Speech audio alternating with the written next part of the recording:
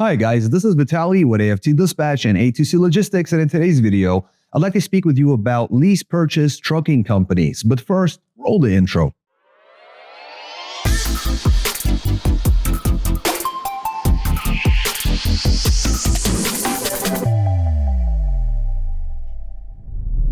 Welcome back. Before we get started, I'd like to ask you to please like the video, be sure you subscribe to the channel and hit the notification bell so you never miss a single release of our videos, where every Friday we're talking about something that could benefit you in your trucking businesses, in your trucking careers, as well as cover the loads we've successfully booked for our customers, consisting of leased owner operators and carriers operating under their own MC authorities, running under our truck dispatch services. As always, guys, big thank you for all the likes you provided in all the previous videos. Please do keep them coming, and let's talk about these lease purchase trucking companies or different types of programs that are available. Many of you guys watching this video now are a part of a lease purchase program or considered one in the past. And it's actually something that we offered at A2C Logistics for a short period of time, but we actually ended up closing down that program for very similar reasons to what we're going to discuss here. That was a very short-lived program and ultimately was completely dismantled. However, I think this is a very important topic because a lot of folks find themselves in quite predatory situations with lease purchase programs, and that's something that I'd like to cover. Now, a lease purchase program is a type of program where you're basically leasing a piece of equipment that you will ultimately own when you purchase, and that's the intent. Oftentimes, most of the time, that's not the end result, and that's also what we have found, and again, dismantled the program. Now, what's happening now, because a lot of complaints about this, a lot of talk about it over the last many years in the industry, and now the FMC has created a new task force, the new Truck Leasing Task Force, or TLTF, for the acronym for that one. And this task force urges Congress to ban lease purchase programs, basically calling them fraudulent and oppressive.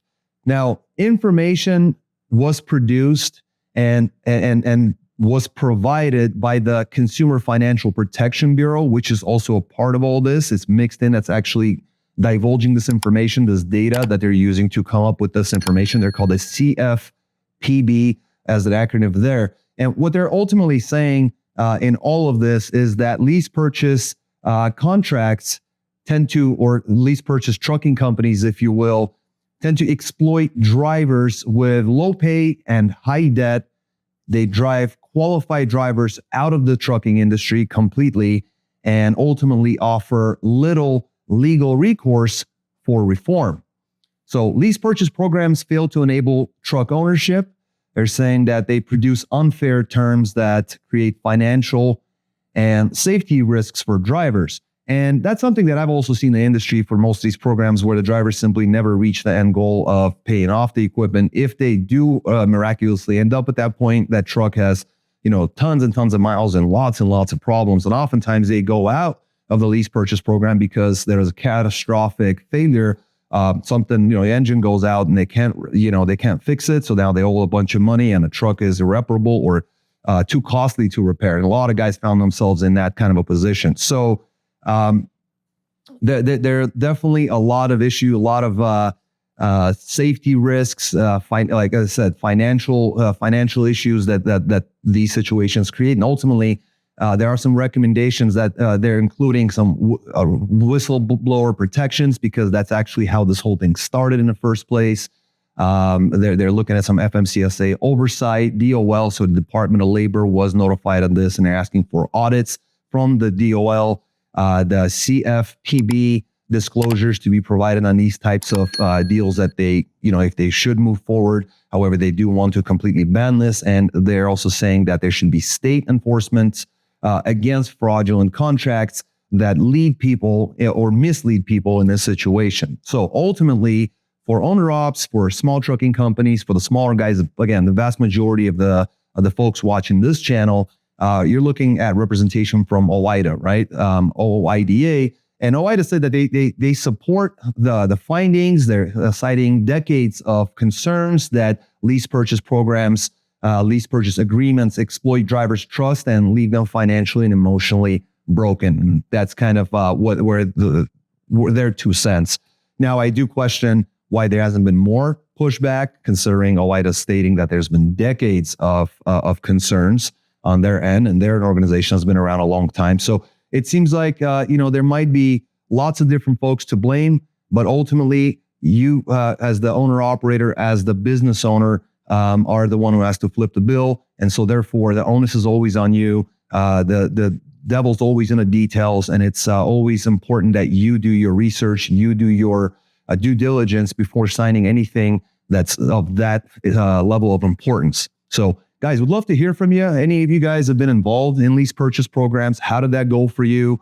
Any of you guys have considered it? What sorts of programs have you run into? Would love to hear from you guys in the comment section below. If you haven't done so, please smash the like button, subscribe to the channel, hit the notification bell, and I'll switch over the camera. We'll look over the loads that we book for our customers. I'll see you guys in just a moment. Welcome back. Let's take a look at some of these loads. Guys, this week we have all dry vans, and I would say everyone did quite well. Very efficient dispatching, excellent driving for the drivers. However, what I'm concerned with is that we may be at the very beginning of a declining trend. So hopefully that's not the case. We'll have to give it some more time to see if there is a trend happening or not, and if things are going to bounce back after just a simple dip out there. But let's go ahead and get started. So like I said, very efficient stuff. Everybody's running a dry van.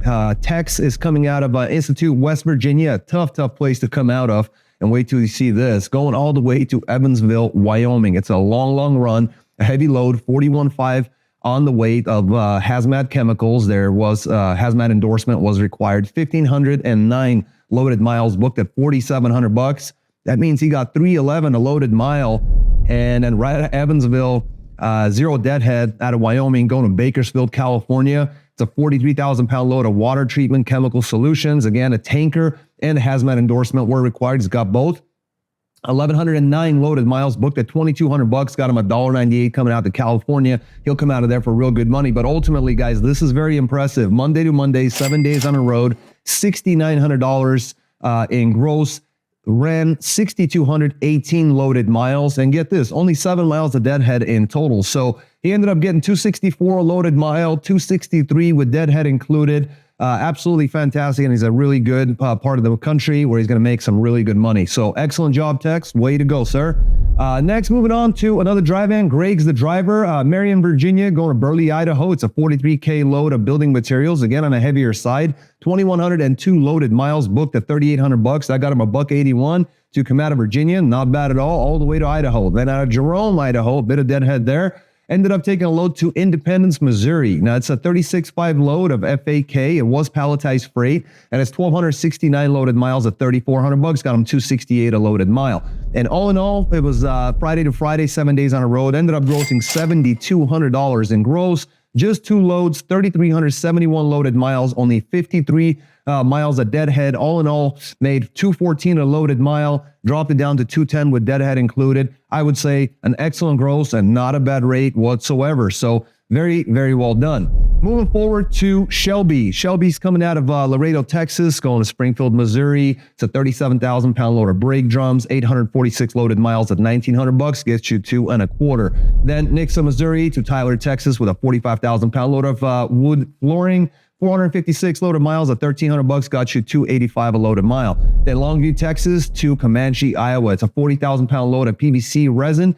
853 loaded miles booked to $1,700, gets you just under $2 at $1.99. Then it finished off real strong out of Dubuque, Iowa, going to Odon, Indiana. It's a 40,000 pound load of bale keeper. Not sure what that is. Probably for bales of hay. 414 loaded miles at $1,400, get you $338 a loaded mile. So an excellent job there. Friday to Friday, 7 days on the road, $6,300 in gross, 2,569 loaded miles, only 118 deadhead miles. That gets you $245 a loaded mile, and brings it down to $234 with deadhead included. An excellent job, not too shabby whatsoever, Shelby. Next, we got Jose coming out of Lincoln, Nebraska.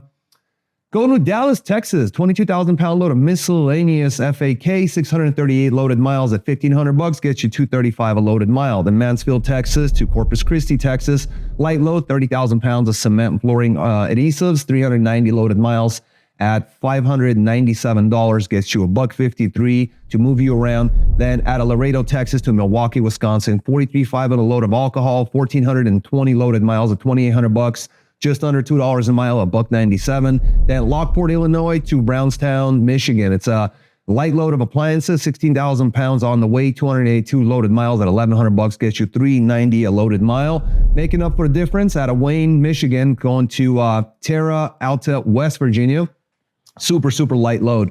5,540 pounds. So 5,500 pound load of furniture, 389 loaded miles, booked at $1,250, got him $321 a loaded mile. So an excellent job there. Wednesday to Wednesday, 3,119 loaded miles, 309 deadhead miles, gets you $7,247 in gross, gets you $232 a loaded mile, and with deadhead, $211 a loaded mile. An excellent job, great gross. You're going to get some really good paychecks coming in. That's fantastic. Then we got Michael coming out of Mooresville, North Carolina, going to Wilton, New York. It's a 45,000 pound load of general freight, 778 loaded miles at $2,200 gets you $283 a loaded mile. Then for Edward, New York, coming out to two drops in Missoula, Montana, and Helena, Montana. That's $12,500 on a load. Very, very light load for such a long, long run. It's a load of finished goods, 2,531 loaded miles, booked out at $4,600, got him $1.82, and not bad at all. Comes out of the New York area in this market. Tuesday to Tuesday, $6,800 in gross. 2 loads ran, 3,309 loaded miles, only 11 miles a deadhead. And like I said, the longest run was very, very light, so saved a lot on fuel. Got 206 a loaded mile, deadhead included, dropped them down to 205. So pretty much no difference there. An excellent job. You can do a lot better. Most likely once you guys move around in Montana, gets you into a better location. So I think that's an excellent job as well. Finally, we got Damian, Carlsbad, New Mexico, tough market, going to Appling, Georgia.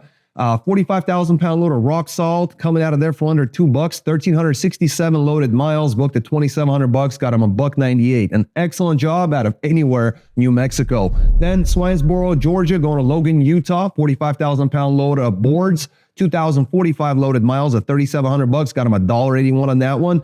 And that was it for Damian. Thursday to Thursday, $6,400 in gross, 3,412 loaded miles. Luckily, only 70 miles of deadhead. And that gets you $1.88 with deadhead gets you down to $1.84. So certainly rates have dropped, some heavier freight. You went through the mountains, you put in the effort, and sometimes you do have that harder week. And I wish we had better numbers to report, but we are definitely on it. We're definitely getting the very best that the market has to offer, and you guys can certainly benefit from this as well. Welcome back, and thanks for sticking around to the end. Guys, I'm hearing from dispatch that starting the end of the previous week to now, basically, we're seeing a beginning trend of rate declines. Now, the reason I bring this up to you guys is truly, we notice those differences. We see these dips, these declines, and so do you, surely. But the fact of the matter remains that if you have a dedicated dispatcher with tons of experience, lots of loads, lots of trucks, lots of folks that they've worked with, lots of connections with broker agents, different companies, different tips and tricks, and years of experience under their belt, you're probably going to have a much better chance of getting the very best that the market has to offer.